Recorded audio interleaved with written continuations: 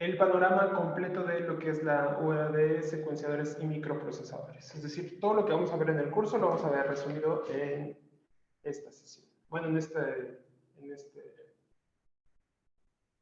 pequeña presentación. Primero, lo que tienen que recordar es un tema, bueno, les pregunto en general, si revisaron máquinas de estado finito durante su curso de lógica y diseño digital.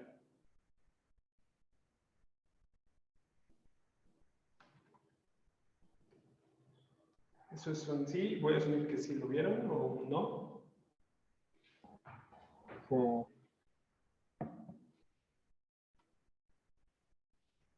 Bueno, En las mi máquinas de caso, estado...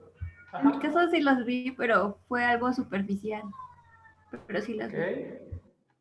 ¿Alguien más que quiera opinar respecto? Sí, yo también lo vi con el profesor Alejandro. Eso Ajá. también lo revisé un poco. Y Ok. lo malo es que tiene como un par de trimestres que la cursé, entonces igual es, como decía ayer, repasar. Ok. Perfecto. Pues las máquinas de estado finito es la materia esencial de este curso de secuenciadores y microprocesadores, porque es lo que va a permitir modelar un montón de problemas. Ustedes en la materia de introducción a la programación o programación orientada a objetos, lo que vieron fue cómo se construye un algoritmo, es decir, una secuencia de pasos. Una máquina de estado finito es más o menos lo mismo, pero funciona en sistemas autónomos, una, de propósito general, dos, y que son sistemas que hacen lo mismo recurrentemente. Por eso les pongo este ejemplo que es el cajero automático, que esencialmente sirve para, una, depositar, dos, retirar dinero, tres, consultar saldo. Y esto lo tiene que hacer a cualquier hora del día, por eso es recurrente, es decir, el cajero automático cumple las tres funciones que les decía, que son, que es el mismo proceso, una cantidad de tiempo indefinido, es decir, es recurrente, es de propósito específico, y me falta una, ¿cuál es? Ahí en los comentarios me pueden decir cuál es la que, me pueden ir poniendo cuál es la, qué es lo que me faltó de esos tres elementos que tiene que tener un sistema que se modela con una máquina de Estados Unidos. Otro ejemplo pues son las máquinas expendedoras de dinero, digo de dinero, de boletos, o en el caso del metro son las tarjetas que ustedes ingresan la tarjeta, ponen, bueno, meten el dinero y lo, por tecnología RFID, graba el valor del saldo que tienen en su tarjeta de metro o metrobús. Otro ejemplo en los comentarios, es lo malo de que en Zoom no me deje, que no puedo ver los comentarios al mismo tiempo, pero los leo ahorita. Podrían ponerme en los comentarios qué otras máquinas se les ocurre que podrían que pueden funcionar de esta forma. Bueno, en los comentarios me refiero al chat, vaya. Otros tres ejemplos, pues esencialmente son, aquí los vemos, son las máquinas expendedoras de refresco, las máquinas para tomarse fotos, estas donde van los amigos y los novios a tomarse fotos, o las máquinas expendedoras de dulces y golosinas. En este caso, este sistema, pues, estos tres sistemas, pues, son exactamente una máquina de Estados Unidos. Y bueno, vamos a ver que estas máquinas físicas en el mundo real se pueden representar de una forma abstracta, como esto que vemos aquí, que es una máquina de estado finito, pero ya desde el punto de vista de un modelo. Un modelo, es decir, es un ente abstracto que puede representar varias de estas máquinas que les puse anteriormente, porque cada uno de estos elementos dependiendo de la máquina, dependiendo de la aplicación, es distinto. Es decir, topológicamente serían iguales, pero en la práctica son diferentes. Es decir, en los ejemplos que les puse anteriormente, pues la máquina expendedora de refresco es exactamente la misma máquina de estado finito que la de golosinas, pero los mecanismos son distintos. Aquí tienen esos tornillitos que van dando vueltas para dejar caer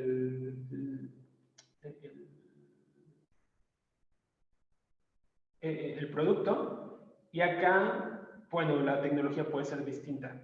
Es decir, son abstractamente lo mismo, pero en la aplicación difieren por la implementación.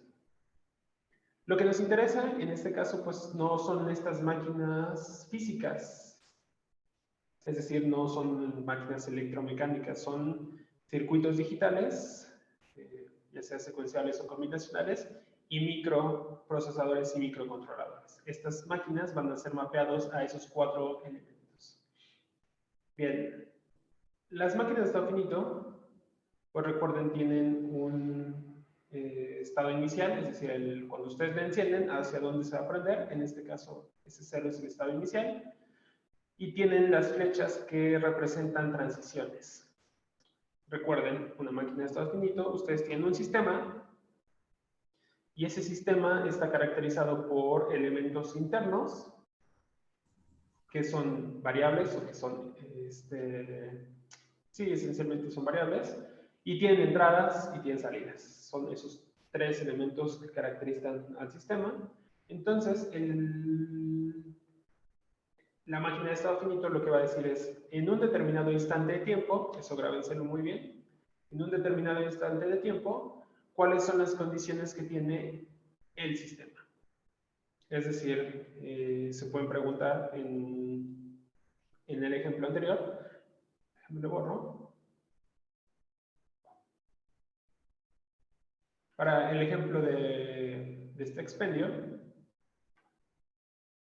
justo en este instante de tiempo que estoy mencionando fue cómo se encuentra esa máquina, pues está en estado de espera de que llegue un cliente. Y no va a cambiar de ese estado hasta que alguien llegue y ya sea que seleccione un producto o que ingrese las monedas. En ese sentido, es como tienen que conceptualizar la máquina de estados finitos. Es dado un instante de tiempo, cuáles son las condiciones del sistema para ese momento determinado. Y lo que les dice el diagrama, este diagrama es, dadas ciertas condiciones de entrada, bueno, variables de entrada, y los elementos intrínsecos del sistema, hacia dónde se van a dirigir. ¿Hacia dónde se van a dirigir? Aquí tienen 2 opciones.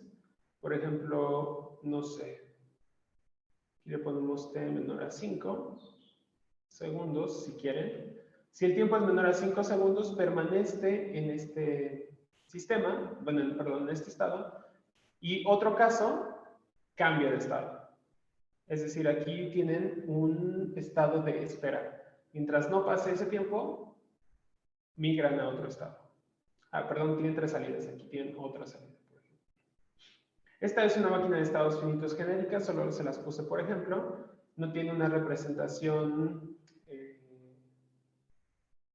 digamos, física, ¿vale? Solo es un ejemplo.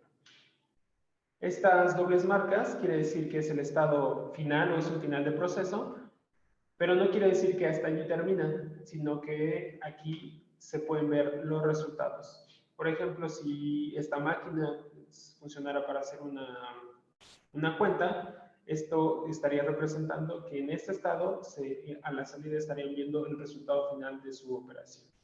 Pero no quiere decir que ahí se termina el sistema, sino simplemente regresan a otro elemento. Es lo que les decía, a diferencia de un algoritmo, es decir, por ejemplo Excel, ustedes abren Excel, trabajan en ese programa y lo cierran, y luego abren un navegador web, lo cierran, abren Spotify o qué sé yo, otras aplicaciones, y trabajan con ellas un momento, las cierran y cuando terminan las cierran. En ese contexto, las máquinas de estado finito sirven para poder representar sistemas que están funcionando todo el tiempo mientras están prendidas. Y su funcionamiento es recurrente y es de propósito específico. Eso, digamos que es la primera parte del curso. Luego vamos a llegar a un punto en que representar una máquina de estados finitos con 3, 4 o 5 estados, pues es conveniente, pero cuando se empiezan a poner 10, 11, 12, 15 estados, pues es completamente no se puede usar fácilmente. Entonces, de ahí surgieron las máquinas de estado, las cartas ASM, que es una descripción algorítmica de una máquina de estado finito. Y es decir, es una función entre un diagrama de flujo y una máquina de estado finito. Estas cartas ASM, este es un ejemplo de ellas. Igual tiene un estado inicial. Pero el punto aquí es que todos estos elementos, a diferencia de un diagrama de flujo, recuerden que en un diagrama de flujo, cada actividad, es decir, cada cuadrito, es un proceso distinto. En las cartas ASM, es decir, en esta representación algorítmica de máquinas de estado finito, dentro de cada rectángulo pueden tener más de un proceso y todos estos elementos ocurren al mismo tiempo. Es decir, esto es un mapeo a hardware, no un mapeo a un programa convencional. No se preocupen, vamos a ver cómo funciona esto posteriormente. Bien, todo lo que, hasta lo que he mencionado a este momento, es algo que se conoce como máquinas de propósito específico. Es decir, si usted, esto lo hicieron en lógica y diseño digital, cada cada circuito que iban diseñando tenía un propósito muy específico y cada vez que necesitaban hacer un nuevo diseño, pues necesitaban utilizar tenían que hacer todo un proceso para poder sintetizar, ya sea en VHDL o en circuitos discretos, un dispositivo. Entonces, para cada aplicación tenía que ser un diseño específico. Existe la forma de hacer o diseñar una máquina que les permita ejecutar cualquier secuencia de pasos. La respuesta a esta pregunta es sí. Y es esta máquina de estados finitos que les presento a continuación. Esta máquina la van a tener que memorizar porque es el corazón de todo el procesamiento que hay en la actualidad. Todas las computadoras, todos los celulares, cualquier cosa electrónica más o menos compleja o que tenga un microprocesador o un microcontrolador, implementa esta máquina de estados finitos. Solo para mencionarle los nombres, este primer elemento se le conoce como fetch, que es ir por algo, en este caso es ir por una instrucción. El segundo paso es la decodificación.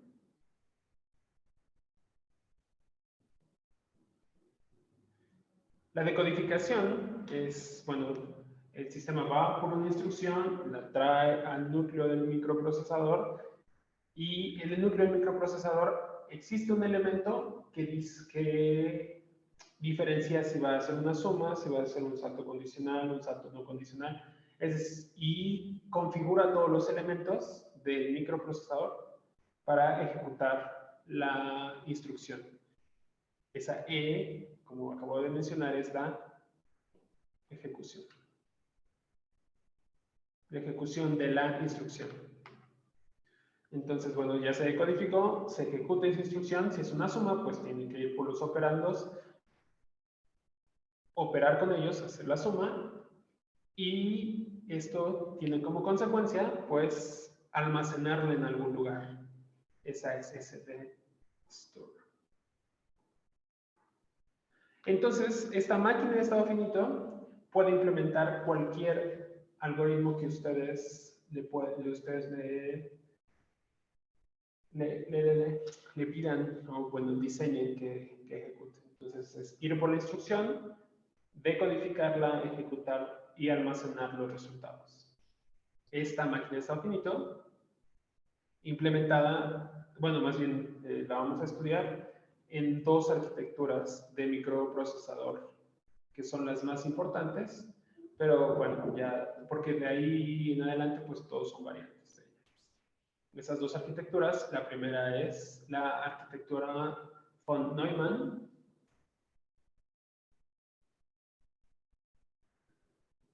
que como ustedes verán, esto que tienen aquí es el micro, este es una MP, microprocesador. El microprocesador, bueno, el modelo, la arquitectura de von Neumann del microprocesador, pues dicen que existe algo que son los registros, que son de propósito general y propósito específico. Entonces vamos a ver, bueno, vamos a estudiar la materia. Que bueno, los registros de propósito específico pues son el contador de programa, el registro de direccionamiento a memoria. Este es otro registro de direccionamiento a memoria y vamos a ver cuál es la diferencia entre ellos. Están varios registros de propósito específico adicionales, como son el registro status, que es el que les va a permitir saber el resultado de una operación. Están los registros de propósito general, que es estos de acá, que son los que van a permitirles a ustedes almacenar resultados parciales de una operación. ¿Para qué? Para no tener que ir a consultarlos a esta memoria que tienen acá. Lo fundamental de la arquitectura de von Neumann es que tiene una única memoria. En esta única memoria van a almacenar dos cosas. Van a almacenar las instrucciones.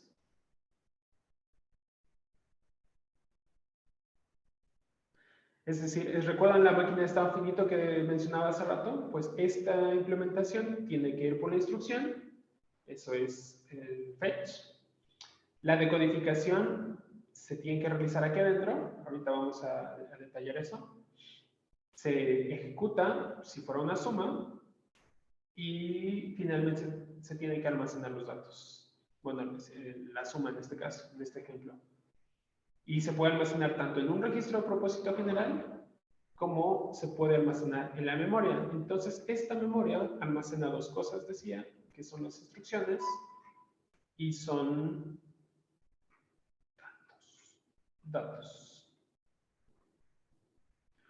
Vamos a ver que este es un bus de datos y direcciones, porque esta memoria, recuerden, todas las memorias son latch tipo D y requieren, uno, de la dirección en qué elemento van a almacenar y dos, el dato que van a almacenar. Por eso tienen estos dos. Uno es el bus de direcciones y otro es el bus de datos.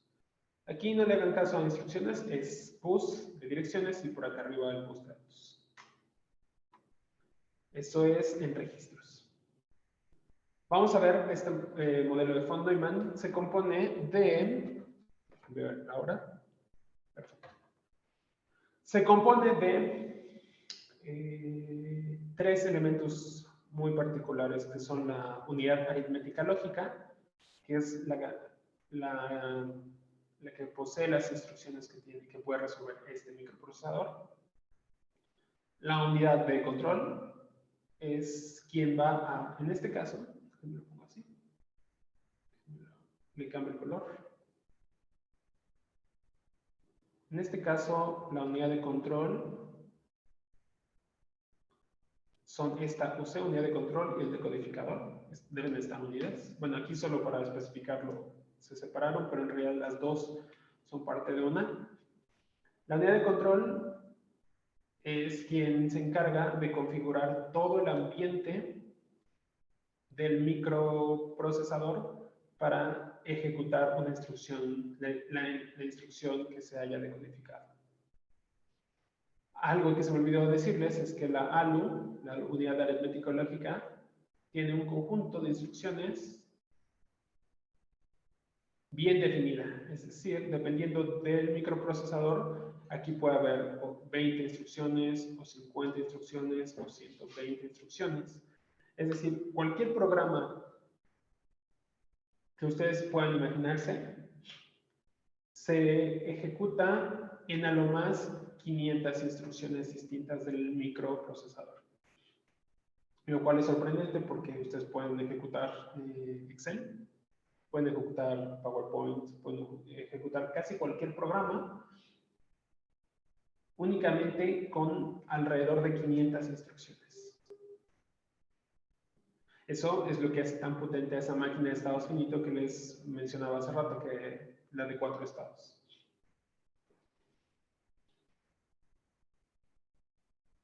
Siguiendo en este asunto, bueno, el otro elemento súper importante de la arquitectura de von Neumann es la memoria. Sin la memoria no se puede ejecutar un programa. Es decir, siempre va a estar esa dualidad entre el microprocesador o microcontrolador y su memoria.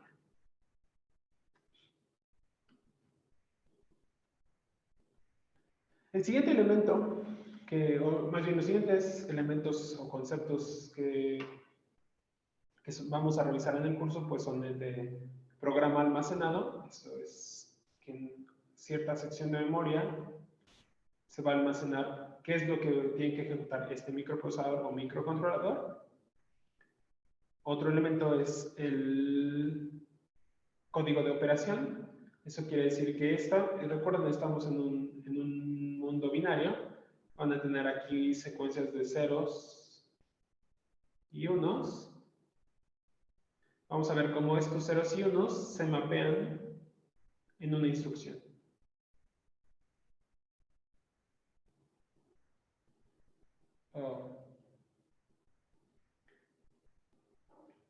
Eso es el código de operación.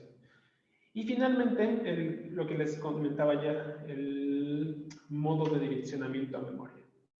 Es decir, cómo voy a ir por un dato para traerlo a la unidad de aritmética lógica, cómo lo voy a escribir.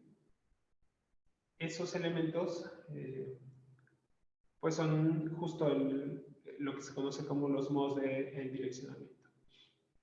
Y es justo cuando empiezan a surgir los elementos como los apuntadores.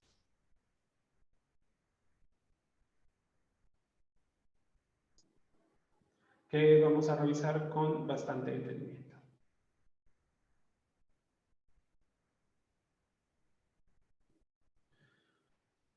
Bien, ahora observen que ya no estamos en la arquitectura de von Neumann, estamos en otra arquitectura distinta, que es la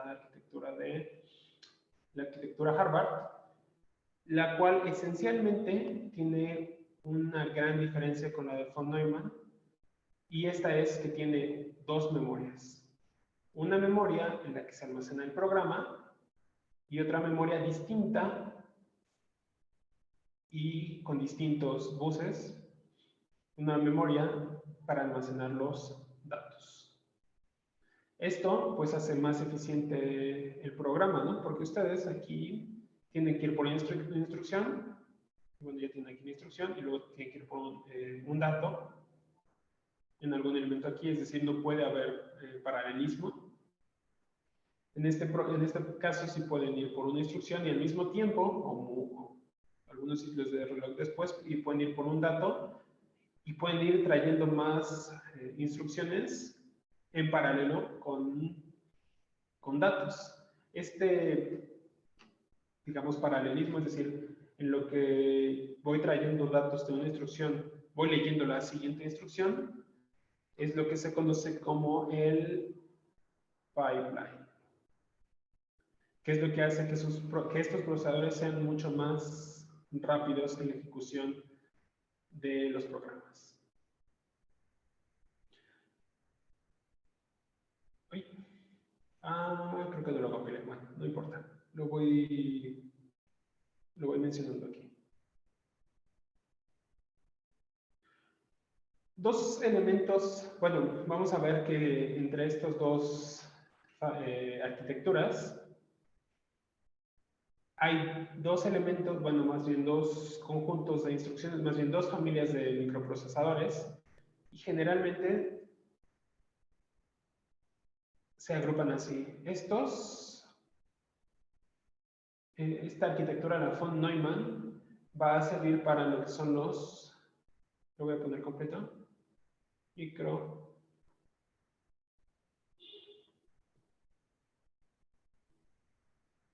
Generalmente no es, bueno, en estas épocas casi todo es híbrido, entonces no es algo que ocurra el 100% de las veces, pero sí es muy seguido.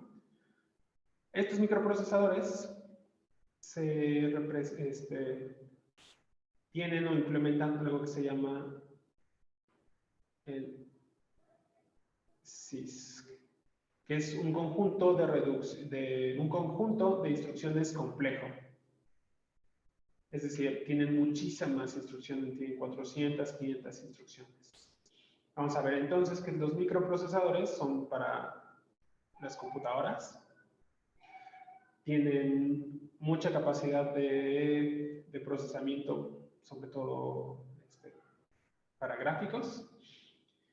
Y sirven para, les decía, para una computadora, es decir, para que ustedes puedan ocuparlo para lo que ustedes quieran. Las frecuencias de reloj son muy altas. Tienen un clock alto.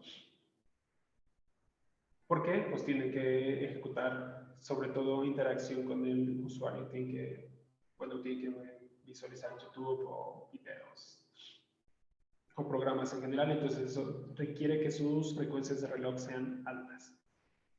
Y entonces están dedicados a las computadoras y el software. Estas arquitecturas, las Harvard, tienen un tipo de instrucciones que se llama el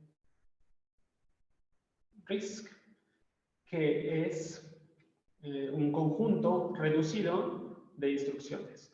Estos en general van a tener a lo más 100 instrucciones, y ya estoy exagerando.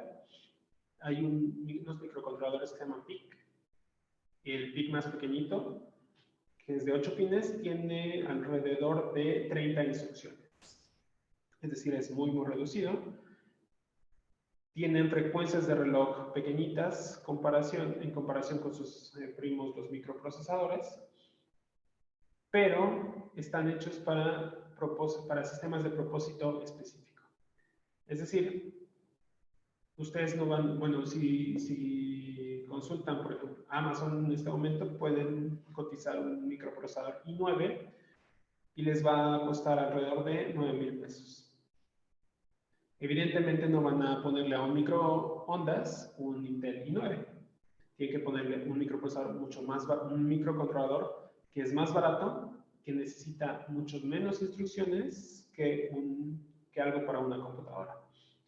Entonces la probabilidad de que un horno de microondas tenga un procesador o microcontrolador tipo RISC, pues es muy alta, y es lo que hace que sea mucho más barato.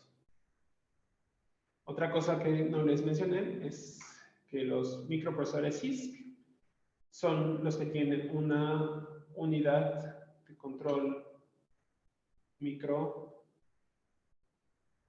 programada. Eso es un tema del curso. Y los microprocesadores RISC tienen una unidad de control